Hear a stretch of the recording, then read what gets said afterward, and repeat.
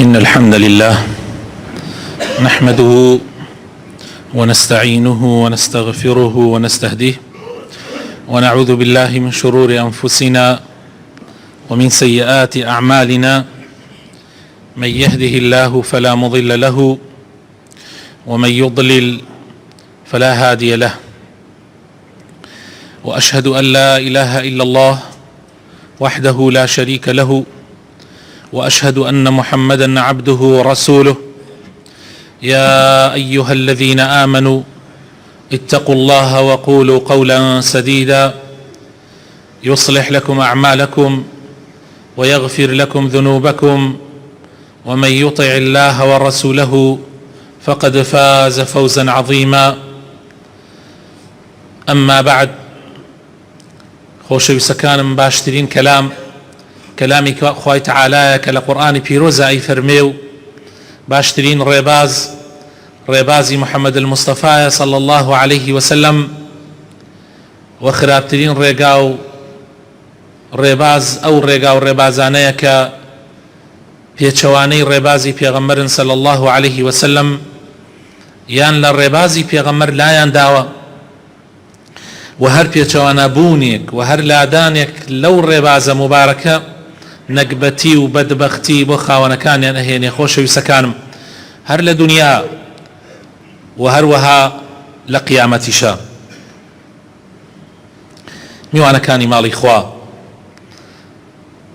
ئێمە لە باسکردنی چەند چەمکێک لە ژیاننامەی ڕەسوول الله صلی الله عليه وسلم و سوود وەرگرتن لێی گەشتین بەو بابەتەی کە خوای تەعالا جیهاد و قیتال واتا کوشتاری لەسەر مسلمانان یا بۆ مسلمانان شەرعاند.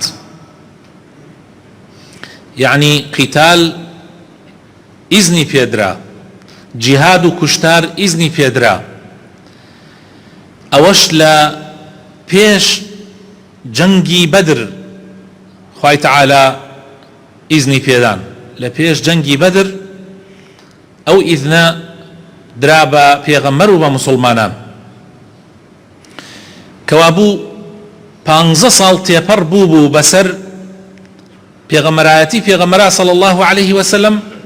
15 ساڵ، 13 لە مەککە و جەنگی بەدر لە ساڵی 2 کۆچی ڕوویدا، و 2 ساڵیش لە مەدینە خوای تەعالا ئیجازەی دا بە مسلمانان کەوا بۆیان هەیە دیفاع لە خۆیان بکەن، بۆیان هەیە بجەنگن.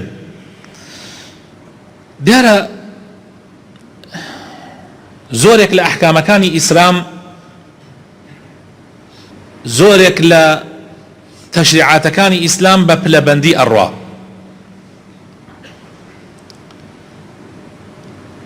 دعوە سەرەتاکەی خوای تەعالا داوای لە پێغەمبەر کرد صلی الله عليه وسلم خزمە نزیکەکانی خۆی بانگکا بۆ ئیسلام، و ئەنذر عەشیرەتەکە الأقربین. ئەمە هەنگاوی یەکەم بوو. هەنگاوی دووهەم، خوای تەعالا ئەمری کرد هەموو خەڵکی مەککە بانگ بکا بۆ ئیسلام، پاشان هەموو عەرەب، و پاشان هەموو جیهان. یعنی ئەمە بە پلەبەندی بوو. هەروەها کۆچکردن، سەرەتا کۆچ بۆ حەبەشە بوو، پاشان ئەوە بوو پێغەمبەری خوا صلی الله عليه وسلم هەوڵێدا بۆ تائیف و بۆ هەندێک شوێن کۆچ بکە، و پاشان کۆچی ئەخیر بۆ یەثریب بوو، بۆ مەدینەی منەوەرە. لە تەشریعاتەکانیشە، لە حەڵاڵ و حەرامیشە، لە فەرزەکانە، لە حرامەکانە بە هەمان شێوە. ڕیبا بە هەنگاو حرام کرا. حتى آخرەکەی ئەوە بوو پێغەمبەری خوا صلی الله عليه وسلم لە حەجەت الوداع لە ئاخر وتاریە بەکاملی ڕیبای حرام کرد، و فەرمووی لە ئێسەوە دوار ڕیبا حرامە، و یەکەم ڕیبا کە حرام ئەکرێ و کە بەتاڵ ئەکرێتەوە ڕیبای عەباسی مامە. يعني ئەمە آخر وتار پێغەمبەر بوو صلی الله عليه وسلم بۆ هەموو ئومەتی ئیسلام، کە حەجەت الوداع پێش وفاتی پێغەمبەر صلی الله عليه وسلم بە ماوەیەکی کەم، بە 80 ڕۆژێک تقریبا.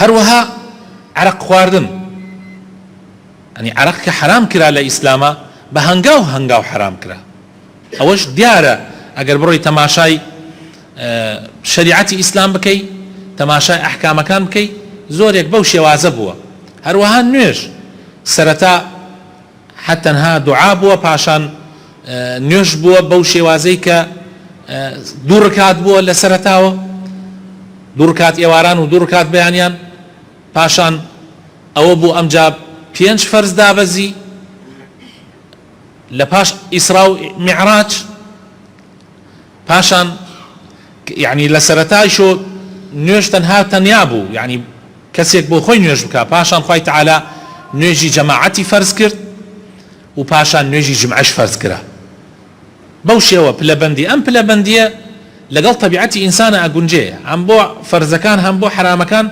مروف يكسر لواني اشتكان اگر تحريمي كي لسري لواني يكسر نتواني وازي لي بيني ونتواني تقبلي بك بو او كساني بتازه دينا ناو اسلامه لبر او بلا بنديه هبو ولا شريعه اسلامه ولا بانغوازه بو ام موضوعش خوش يسكان مساله جهاد هرب همان شيء بو سرتا خوي تعالى بس اجازه دا كمسلمانان بويان هي بتشك دفاع لاخوان بكن خوتان زانن او 15 سالن او اجازه نبو وكو هفتي بيشوش اماجمان بيكر او اجازه نبو خوي تعالى اي فرمو بمسلمانان كفوا ايديكم واقيموا الصلاه دستان بقرنوا نيوش بكن دستان بقرنوا نيوش بكن اشتكاني ترنبو يعني بود نبو دفاع لخود بكي كابرا ليش تبدا تو دفاعتنا اكرد لخود بتشك دعاء او خوي تعالى اجازه دا وفرموي اذن للذين يقاتلون بانهم ظلموا وإن الله على نصرهم لقدير سورة حج آية سيونو خوي تعالى إجازة دا كمسلمانان بيان هي دفاع لخوان بكن بتشك اگر ظلميان ليكرا اما هنگاوي يكمبو هنگاوي إذن بالقتال بي اوتري هنگاوي إذن بالقتال يعني إذندان بجنگ بكشتار دواي او امجا دو قۆناغی تر لە مەسەلەی جیهاد هاتە پێشەوە قۆناغی یەکەمیان قۆناغی جیهادی دەفع بوو یعنی ئەگەر دوژمنان تعدایان لێ کردی پێویستە ئەوە یەکەم جا مباحە دیفاع لە خۆت بکەیت دوای ئەوە ئەمجا خوای تەعالا فەرزی کرد فەرزکردنەکەش بە دوو هەنگاو بوو هەنگاوی یەکەم خوای تەعالا فەرزی کرد لەسەر مسلمانان وقاتلوا في سبيل الله الذين يقاتلونكم خوای تعالی فرضی کرد لە مسلمانان کە بجەنگن لە پێناوی خوایە بەرامبەر بە ئەو کەسانەی کە ئەجەنگن لەگەڵتا ئەمە پێوترێت جیهادی دەفع واتە جیهادی بەرگریکردن جیهادی بەرگریکردن لە زۆربەی لە وڵاتەکانی جیهانە ئەمڕۆ وەزارەتێکی پێوترێت وەزارەتی دیفاع واتە وەزارەتی بەرگریکردن يعني قوات وجيش دروس كانوا لجير او وزارتها كبيوتري وزارة دفاع لإسلام هنگاوي يكمي فرز كردني جهاد اما بو كالدفع واتا اگر دجمن تعداي ليه كردي واجب لسر الدفاع بكي وبرقري بكي او آياتش لسورة بقرة آياتي سطو النوض باشان هنگاوي كيتر لهنگاوكاني جهاد دواي ماويك دسي في اكاد كبيوتري جهادي طلب واتا جهاد كردن برامبر بدجمن كتوب روي تسر او كتوب شي تسر او طبعا ما عندك سلا عالمي اسلاميه عندك كس او انيك النفس يعني نفسيا ظالبوا بسر يعني يان وكو دجمن واي بي كردن انكاري ام جور الجهاد بكن ام جوري سيما كجهادي طلب واتا تو روي تسر دجمن او النية ولا اسلام بس بوته برقريب كي لخوتو يعني اسرائيل بوي هي وزارتكي ناو بنا وزارتي حرب يعني لجاتي ويد برقريبه حربي ناو بلام يمي مسلمان بو مانية وزارتي دفاع اشمان هبه يعني ابي دانشين سر كز كينو دجمن بيت بكيفي خوي همشتك مان بيبكا ئەگەر هەر زۆر بۆت هەبێ بۆ تێ وەزارەتێکی دیفاع دابنەی ئەگەر تعدایان لێ کردی دیفاع لە خۆت بکەی جارجار. ئەنی ئاوا مسلمانان نەفسیەتیان ڕۆخاوە، بەس خۆی لە ڕاستیە بەو شێوازەتانێ کە عەرزم کردن. هەنگاو یەکەم ئیزندان بە قیتال، هەنگاوی دووەم فەرز کرا کە جیهادی دەفع بوو بەرگری، و هەنگاوی سێم جیهادی تەڵەب. و هە لەبەر ئەوەش پێغەمبەری خوا صلی الله عليه وسلم وەکو لە داهاتوە ئەبینین ئەڕواتە سەر دوژمنان. طبعا ئەم مەسئلە مەسئلەیەکی زۆر گرنگە خۆشەویستەکانم. ئێمە ئەبێ بزانین جیهاد لە ئیسلامە فەرزێکە لە فەرزەکان، فەرزێکە لە فەرزەکان، بە هەنگاو فەرز کرا. و ئەبێ بزانین جیهاد لە خزمەتی بانگەواز و دەعوەیە. یعنی جیهاد لە ئیسلامە بۆیە فەرز کراوە تاوەکو خزمەتی بانگەوازی خوا بکە، تاوەکو دین بگا بە خەڵک. جیهاد بۆ ئەوە نییە وڵاتان داگیرکەی، تعدایان لێ بکەی، بیان خەیتە ژێر بە کەیفی خۆت، سەروەت و سامانیان داگیرکەی، وەکو ئەمڕۆ لە عالەمە زلهێزەکانی دنیا ئەنجامێدن. بەڵکو جیهاد لە ئیسلامە بۆ ئەوەیە لە حاڵەتێکە ئەگەر پێویست بکات تۆ قووەت بەکاردێنی بۆ ئەوەی ڕێگاکانی بەردەمی بانگەوازی خوا پاککەیتەوە. بۆ نمونە کاتێ تۆ بانگەواز ئەەکەی بۆ لای خوا لە هەندێ شوێنە لە هەندێ کاتە دوژمنان نایەلن ئەم دەنگە بگا بە خەڵکی، نایەلن بگا بە خەڵکی، بە تایبەت ئەوانەی کە قووەتیان هەیە. و لەو کاتە پێویستە تۆ بەرامبەر بە ئەو دوژمنە کە نایەلێت دینی خوا بگا بە خەڵکی، بانگەوازی خوا بگا بە خەڵکی، تۆ بەرامبەری بجەنگی. ئەگەر پێویست بکە بەرامبەری ئەجەنگی، لای ئەدەی لە ڕێگای بانگەواز. دوای ئەوە ئەوت لادا ئیتر تەواو، ئیتر ئیشی دەعوەتەوە، ئیشی جیهاد کۆتایی پێدێ، دەعوە دەسی پێکە. ئیتر دوای ئەوە کابرا دینی وەرگرت وەری ئەگرێ، وەرشی نەگرت کەیفی خۆیەتی. بەڵام تۆ ڕێگاکان پاکەکەیتەوە بۆی دەنگی خوا بگاتە لای ئەو کەسە، وەری بگرێ وەری نەگرێ بەویستی خۆیەتی. کابرا کاتی خۆی کە بانگەوازی ئیسلام ڕووی کردە وڵاتانی ئێمە و من ضمنیه وڵاتی کوردستان کە گەیشتە وڵاتی ئێمە، و کاتە وڵاتی ئێمە لەلایەنی ئاگرپەرستەکانی فارسەوە داگیر کرابوو. ئێمە ژێر چەپۆکەی ئەوان بووین. طبعا ئەوان نەیانێڵا بانگی ئیسلام بە ئاسانی بگا بە ئێمە. ئێمە وەفتمان گەشتە لای پێغەمبەری خوا صلی الله عليه وسلم. بۆ نمونە جابانی کوردی وەفدی کوردستان بوو، گەشتە لای پێغەمبەری خوا صلی الله عليه وسلم، و لە تاریخ و لە مێژووشە باس کراوە، و حەدیثیشی لە پێغەمبەرەوە صلی الله عليه وسلم ڕیوایەت کردووە. یعنی ئەو سەحابە کوردە کە گەیشتە لای پێغەمبەری خوا صلی الله عليه وسلم جابانی کوردی بوو. ئەم پیاوە بەڕێزە پەیامی هۆزەکانی کوردی گەیاندە پێغەمبەری خوا صلی الله عليه وسلم. بەڵام لە زمانی پێغەمبەر صلی الله عليه وسلم و لە زمانی ئیمامی ئەبوو بەکریشە سوپای ئیسلام نەگەیشتە سنووری کوردستان، لە زمانی ئیمامی عومەرا گەشتە سنووری کوردستان. و ئەو زلهێزەی کە منعی گەیاندنی بانگەوازی خوای ئەکرد لابرا کە بریتی بوو لە فارسە ئاگرپەرستەکان، و پاشان بانگەواز دەستی پێکرد لە وڵاتی ئیسلامە. تەسەور ئەکەن حتا نزیکەی ئەو سوپایە کە گەیشتە کوردستان لە ساڵی تقریبا 18 بوو، لە ساڵی 18 کۆچی گەشتە کوردستان. لە ساڵی یان لە زمانی ئیمامی عومەری کوڕی عەبدولعەزیزە کوردستان هەمووی بوو بە موسڵمان. یعنی تو تەماشاکە لە ساڵی 18 تا ساڵی 98 نزیکەی 80 ساڵ ملەتی کورد هەبووی تیا موسڵمان نەبوو، بێ ئەوەی کە زۆری لێ بکە. بەرەبەرە و پەیتا ئەم ملەتە ئەبوون بە موسڵمان بە خواهیشتی خۆیان، بە ڕەغبەتی خۆیان، و بەڵگەشمان لەسەر ئەوەی کە بە ڕەغبەتی خۆیان بوونە بە موسڵمان، پاش ئەوەی کە هیچ قواتێک نەما و بالعکس یعنی بە پێچەوانەوە بوویەوە، کورد تا ئەمڕۆ 1400 و قسوور ساڵە ملەتی کورد موسڵمانە، و زەختیشی لێکرێ جاری وا هەیە بۆ ئەوەی زوڵمیشی لێکرێ بۆ ئەوەی لە دینەکەی هەڵگەڕێتەوە. بەڵام ئەم باوشی کردوتە دینەکەیە زۆر بە قووەت ئەم دینەی گرتووە و بەری نادا. لێرە مەبەست ئەوەیە کە بزانین کە قیتال و جیهاد لە ئیسلامە بۆ خزمەتی دەعوە دانراوە. ئەو کاتەی کە مباح بووە و ئەو کاتانەشی کە فەرز بووە. فەرزەکەش بە دوو قۆناغ بووە، قۆناغی بەرگریکردن و قۆناغی هێڕشکردن. هەردوو حاڵەتەکەی لە خزمەتی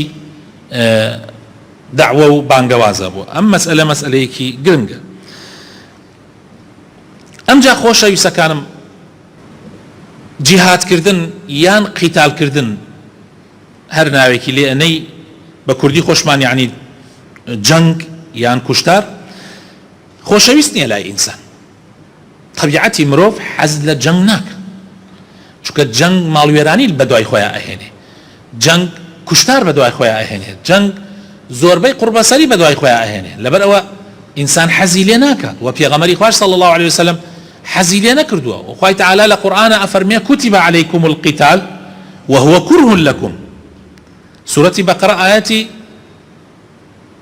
216 خوای تعالی قتال و جەنگی لەسەر فەرزکردن لە کاتێکا کە ئێوە حەزی لێ ناکەن و مرۆڤ بەعام حەزی لێ ناکە و پێغەمبەریش صلی الله علیه وسلم حەزی لێ ناکە. خۆی فەرموویەتی داوا بکەن لەخوا اسألوا الله العافیە، داوا بکەن کە ڕوبەڕووی دوژمنان نەبنەوە. ئینسان حەزی لێ ناکە، بەڵام زۆر شت هەیە ئینسان حەزی لێ ناکە بەڵام مەجبورە. طبیعەتێک لە مرۆڤ هەیە شەڕانیە، حەزەکە فکرەی خۆی زاڵکا بەسەر خەڵکە، حەزەکە ماڵی خەڵک داگیرکە.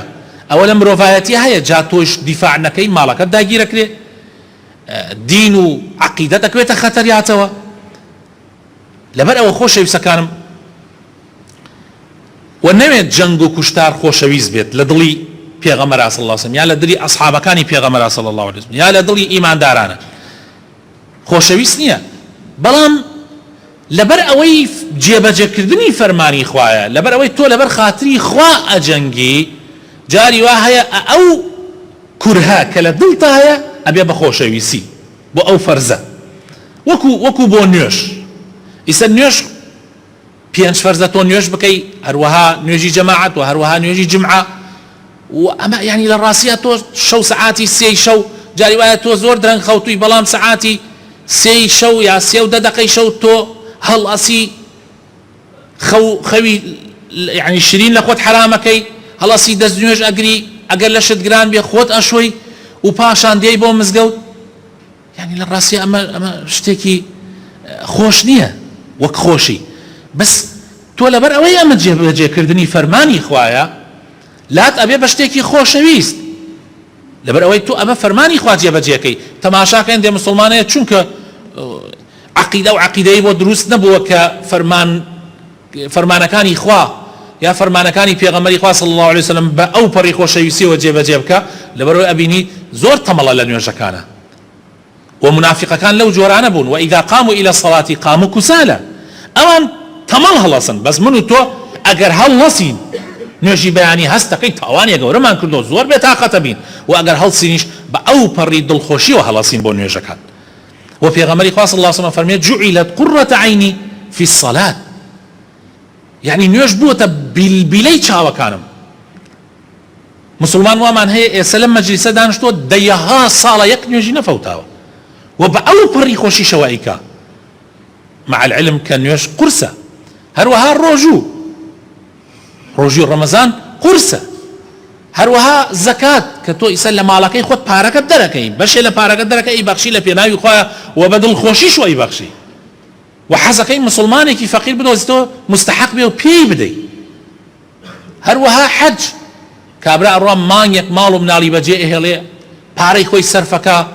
ئێستا لەناو ئەم مەجلیسە زەلامی وامان هەیە ئامادەیە قەرز بکە بەس بڕوا بۆ حەج. ئەمە هەمووی لەبەرەوەی تۆ لەبەر خاتری خوا ئەیکەی، بۆیە لات خۆشەویستە تۆ.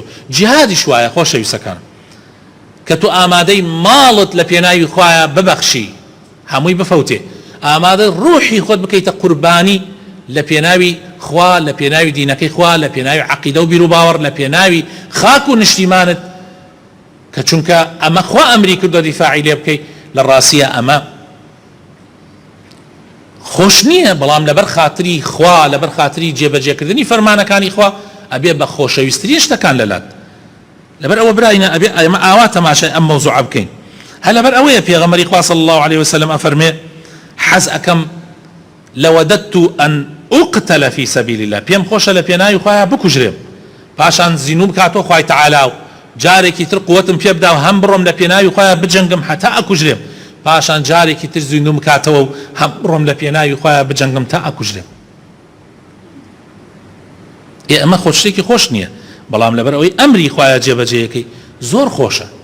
پێغەمبەری خوا صلی الله عليه وسلم ڕۆژێکیان باسی بەهەشت دەکا و باسی پلە بەرزی جیهاد دەکا لە پێناوی خۆیان کە هەر کەسێ لە پێناوی خۆیان بکوژرێ شەهید ببێت چەندە پلەکەی بەرزە. أصحابيك پیغمبر صلى الله عليه وسلم لكاتي غزايا ابو يعني برانبر دجمن راوستا بون فرمي اي پیغمبري خوای يعني استمن بكجلم الروم بهشت فرمي اروي تباش چند دانا خرمایکی پێ بوو هەڵی گردبووەکو زادێک لەگەڵی خۆیان بێ لە کاتی جەنگەکە فەرمووی دەی خواردنی ئەم دانە خورمایانە زۆرە، یعنی کاتێکی زۆری پێ ئەچێ من کات بکوژم بە خواردنی ئەم خورمایانەوە هەمووی فڕەدا و پاشان جەنگا لە پێناوی خۆیان تا کوژرا. يعني كابرا ئامادەیە خۆی باتە کوشت لە پێناوی خۆیە، حتا تەنانەت بە زۆر یەزانێ دانشی خەریکی خواردنی ئەو چەند دانە خورمایە بێ ئەڵێ ئەمە زۆرە لە بینی من و لە بینی بەهەشتا، کاتێکی زۆرە. ئەمە بۆ هیچ کەسی ئامادەیە ئەمە بکە ئەگەر بۆ خوا نەبێ، ئەگەر بۆ خوا نەبێ خۆشەویستەکانم زۆر قورسە زۆر ناڕەحەتە، بەڵام ئەگەر بۆ خوا بێ ئاسان ئەبێتەوە، بالعکس جاری وایە خۆشەویستیش ئەبێتەوە. بۆیە کاتێ سوپای ئیسلام ڕۆیشتە بەرامبەری دوژمنان،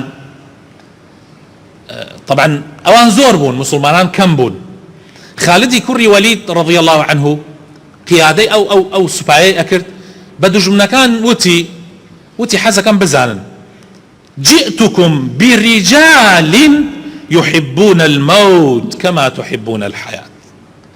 وتی حەزەکەم بزانن زوو چۆگدا بدەن، من پیاوانێکم هێناوەتە بەرامبەرتان، پیاوانێکم هێناوەتە بەرامبەرتان، ئێوە چەندیەک حەز لە دنیا ئەکەن و بمێننەوە تایە و باوشتان پیا کردووە، ئەوەنە ئەوان حەز لە مردن ئەکەن، ئەوەنە جیهاد و کوشتن لە پێناوی خوایە و شەهید بوون لە لای لە پێناوی خوایە لای ئەوەنە خۆشەویستە. ئێوە چەند حەز لە دنیاکەن، ئەوان حەز لە شەهیدیەکەن، جا خۆتان بگرن. ئەبە و ڕوحیەتەوە سوپای ئیسلام لە هەموو کاتێکە جەنگاوە، بۆیە حتا ئەم ڕوحیەتە مابوو هیچ کەسێک نەی ئێوێرە نزیکی وڵاتی ئیسلام بێتەوە، خێر و خێراتی وڵاتی ئیسلام بخوا. بەس کاتێک ئەم ڕوحیەتە نەما، کاتێک تەمەڵی ڕووی کردە مسلمانان، کاتێک حبی دنیا و کەراهیەتی مەوت، خۆشەویستی دنیا و حەز نەکردن لە مردن لە پێناوی خوایە زاڵ بوو بەسەر مسلمانانە، ئیتر هەموو کەسێک زاڵە بێ بەسەر مسلمانانە، هەموو کەسێ واریداتمان ئەخوا، هەموو کەس حتا لە هینی خۆمانە براینا، یعنی لە شۆڕشی کوردستانی خۆمانە تاوەکو پێشمەرگە ئەوانەی کە لە پێناوی کوردستانە ئیتر عەقیدە و بیرروباوەڕەکان چۆن بێمەم بەسمان لێرە لە یەکدانەوەی عەقیدە نییە، یعنی لە مەوزوعەکە چونکە لە ڕاستیە زۆربەی ئەوانەی کە حتا عەقیدەکەشیان خراپ بوو لە ئیسلام تێنەگەیشتە بوون. ئەم مەفهومەی کە ئێمە باسیەکەین نەبوو لە ناو خەڵکی کوردستانە، یعنی ئێمە لەو مەرحەلە ژیاوین، ئێمە خەڵکی ئەو زەمانەین، نەمان ئەزانی، ئێمە ئەمان زانی وەمان نەزانی کە وڵات پیرۆزە و ئەبێ دیفاعی لێ بکەیت، نەمان نەزانی ئەمە فەرمانی خوایە و ئەمە خوا ئەمری کردو و ئەمانەمان نەئەزانی. و زۆربەی ئەوانەی کە ئەڕۆیشتن و من ضمنهم من مثلا خۆم حەزمە ئاواتمەوە ببم بە پێشمەرگە و دیفاع لەم کوردستانە بکەم، بێ ئەوەی بزانم عەقیدەکەم هەر ئەوەندە بوو، هەر ئەوەندە مەزانی، بەم شێوە نەبوو کە ئێستا تەفاسیلی مەوزوعەکان بزانین کە دیفاعیان نەکرد لە پێناوی وڵاتە و ئەو عەقیدە و بیرروباوەڕیان لە مێشکا بۆ دروست بوو ئینسان بمرێ بەس نەیە لێ خاکەکەی بکەوێتە دەستی دوژمن. یعنی ئەم عەقیدەیە بوو تا ئەم بیرروباوەڕە بوو ئامادە بوون هەموو قوربانیەک بدەن لە پێناوی ئەوەیە کە وڵاتیان ئازاد بێ، وڵاتیان ژێر چەپۆکەی دوژمنان نەبێ، ژێر دەستەی دوژمنان نەبێ.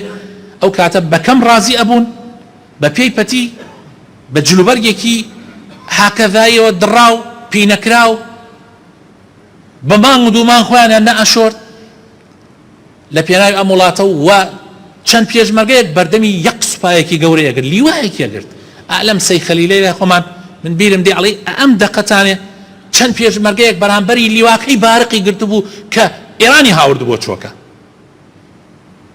ئەو هەموو جاش و جێشە ڕوویە کردە ئەم چەند پێشمەرگەیەک بە چەکێکی بەسیط ئەیان توانیان ئەم سوپا گەورەیە ئەم سوپا بەهێزە بشکێنن و من بیرم دێ کە چۆن هاتنەوە جاش لێ کوژرا بوو ئەو هەموو دەبابەیە ئەو هەموو قواتە ئەو هەموو هێزە هەمووی شکا چونکە ئەوان بەو عەقیدەیەوە ئەیان کرد بەڵام دوای ئەوە ئەم عەقیدەیە گۆڕا دوای ئەوە هەمووی تەماحی دنیا و ڕووکردنە ماڵی دنیا و منافەسەکردن لەسەرەوەی کێ زیاتری هەبێ کێ مەزرعی گەورەتری هەبێ کێ قەسر و قوسوری زیاتری هەبێ کێ پلەپایی زیاتری هەبێ کێ لە پەرلەمانە کورسی زۆرتری هەبێ کێ ببێ بە چی و چی وای پێهات ئێستا ئەوەیە ئێستا ئەوانە ئەتوانن بەرامبەری دوژمن بگرن ناتوانن ئینسان ئەگەر عەقیدەی هەبێ بیر و باوەڕێکی بتەوی هەبێ بەخوای خۆی فەرقە ئیشەکە زۆر جیاوازە مەسئلەکە زۆر جیاوازە خۆشەویستەکان لەسەر ئەم بابەتە زیاتر ئەچین ئینشاءڵڵا لە وتاری داهاتووە یا ڕەبی خوای ڕەحمان پێ بکەی هیدایەتمان بدەی نوری ئیمان بخەیتە دڵەکانمانەوە یا ڕەبی خوای دامەزرامان بکەی لەسەر دیندارەتی لەسەر ئیسلامەتی یا ڕەبی عەقیدەیەکی پاکمان بەنصیب بکەی یا ڕەبی خوای فەرزەکانی تۆ ئەوەی کە تۆ فەرزیەکەی ئەوە کە پێغەمبەری خوا صلی الله علیه وسلم فەرزی کردو لەسەرمان لامان خۆشەویست ببێ یا رب العالمین یا ربی ئەوەی کە تۆ حرامت کردو و پێغەمبەرەکەت حرامیان کردو لەسەرمان یا ربی قینمان لێی بێ یا رب العالمین خوای شیفای نەخۆشەکانمان بدەی ڕەحم بە مردوەکانمان بکەی یا رب العالمین مناڵەکانمان صالح کەی خاو خێزانمان صالح کەی ڕەحم بە دایک و باوکمان بکەی یا رب العالمین خوای هەندێک مسلمان پێویستیان بە دوعای خێرە خوای من لەیرەوە داوا لە تۆ ئەکەم یا ربی ڕاز و نیازی ئەم مسلمانانە و ئەوانەی کە گویان لە متارەئە بێ بۆمان جێبەجێ بکەی خوایە یا ربی خوایە خێری دین و دنیا بخەیتە هەموو ڕاز و نیازەکانمانەوە یا رب العالمین یا ربی ئەوەی قەرزارە خوایە بۆی ئاسان بکەی ئەوەی مناڵی نییە و حەز لە مناڵی ساڵحەکە خوایە پێی کەرەم بکەی ئەوەی حەز لە ژیانی هاوسەرایەتیەکە خوایە بۆی ئاسان بکەی یا رب العالمین ئامین ئامین